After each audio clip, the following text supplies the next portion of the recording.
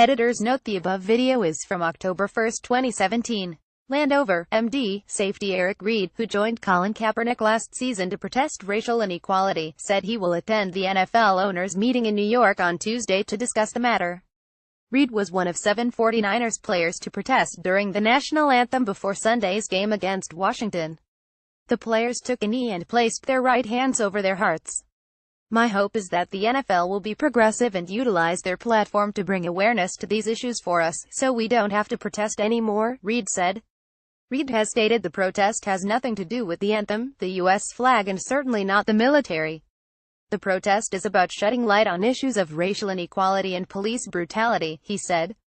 The owners' meetings take place Tuesday and Wednesday in New York. The NFL last week said Commissioner Roger Goodell invited DeMaurice Smith, the head of the Players Association, to discuss the players' concerns over social issues.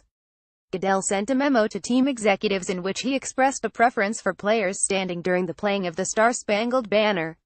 "Like many of our fans, we believe that everyone should stand for the national anthem," Goodell wrote in the memo. "It is an important moment in our game. We want to honor our flag and our country, and our fans expect that of us. We also care deeply about our players and respect their opinions and concerns about critical social issues." But the NFL followed up a day later to explain that there has been no change to the league's policy on the national anthem. The matter will be discussed in length during the owners' meetings this week. The agenda will be a continuation of how to make progress on the important social issues that players have vocalized, according to a league statement. "Everyone who is part of our NFL community has a tremendous respect for our country, our flag, our anthem, and our military, and we are coming together to deal with these issues in a civil and constructive way," Reid said last week. 49ers CEO Jed York has been nothing but supportive of the players who choose to use their platform to affect change and bring awareness to their causes. "I've talked to Jed, and he's expressed very clearly that he wants to support us, that he's not going to force us to do anything," Reid said on Wednesday. The 49ers had 23 players protest last week in Indianapolis. On Sunday, Reid was joined by 6 teammates: Marquise Goodwin, Adrian Colbert, Eli Harold, Eric Armstead, Quan Williams, and Dakota Watson, who was inactive for the game due to an injury. Retired player Anquan Boldin and Malcolm Jenkins of the Philadelphia Eagles are also scheduled to attend the NFL owners' meeting, Reid said. LANDOVER, MD. 3 things you need to know about the 49ers' 2,624 loss to Washington in Week 6 on Sunday. 1.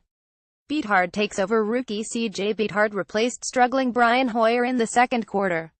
And now, there is no reason to go backward. Beathard will get the remainder of the season to show what he can do. When asked if Beathard showed enough to earn them the job as the permanent starter over Hoyer, 49ers coach Kyle Shanahan answered, "Yes, he did." Beathard was not perfect. He completed 19 of 36 passes for 245 yards with 1 touchdown and 1 interception. But he brought a whole new attitude to the 49ers. Hoyer's play did not inspire anybody. Beathard brings a much-needed spark to the 49ers with his competitiveness and toughness. He helped rally the 49ers from a 17-point deficit in the second quarter to pull the 49ers even. Then, he nearly moved the 49ers into field goal range before a controversial penalty complicated matters in the final minute of the game. It is much too early to tell whether Beathard can be the 49ers quarterback of the future. But we know that Hoyer certainly is not that guy. Any chance of him finding a long-term home with his 7th NFL team in 9 seasons is over. 2. A losing streak like none other. The 49ers became the first team in NFL history to lose 5 consecutive games by 3 points or less. Just like the 4 previous weeks, the 49ers had their chances. On Sunday, they again felt as if a bad call went against them at the most inopportune moment. The 49ers moved the ball to the Washington 40 with 28 remaining. Shanahan said if the 49ers did not gain another yard, he would have sent out kicker Robbie Gould for a 58-yarder to win the game. Instead, the 49ers never got that chance because veteran wide receiver Pierre Garçon was called for offensive pass interference for what was deemed an illegal pick play. Garçon was apoplectic as he pleaded his case with the officials. Shanahan was not pleased, either. "I saw a slant route on a flat route and the guy guarding the flat route ran into a guy," Garçon, Shanahan said. When asked if a penalty flag for a pick can be thrown against the intended receiver, Shanahan said, "No. Absolutely not. The 49ers are finding a way to lose these close games, whether it's because of their league-high number of penalties, dropped passes, problems with the run game and a defense that has not buckled down in key moments. And while it might be true that one questionable call is not enough to lose a game, the 49ers need that assistance because they have been unable to help themselves in those game-deciding moments over the past 5 weeks. 3. Moving on from Bowman, 49ers defense got off to a slow start Sunday just 2 days after the release of four-time All-Pro linebacker Navarro Bowman. Washington moved briskly down the field for a game-opening touchdown drive. But then, the 49ers defense started to settle in. Reuben Foster was deemed not ready to return from a high ankle sprain. Brock Hoyle and Ray Armstrong started and helped the 49ers limit Washington to 94 rushing yards on 33 attempts for a 2.8 average. But both struggled mightily in pass coverage, according to Pro Football Focus. Combined, they surrendered 11 catches on 12 targets for 213 yards and 1 TD. Foster is expected to be back for next week's game against the Dallas Cowboys at Levi's Stadium, and the 49ers can really begin the process of working with the players they expect to build around for the future. A transition also appears to be happening at strong safety, where Jack Whiskey Tart has put himself into position to take Eric Reid's job. Reid was back in uniform after missing 3 games with a knee injury. But Tart started, and Reid was used only as a 6th defensive back in passing situations.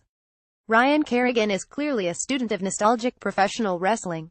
The Washington defense end is known for his showstopper sack celebration, an homage to wrestling icon the Heartbreak Kid Shawn Michaels.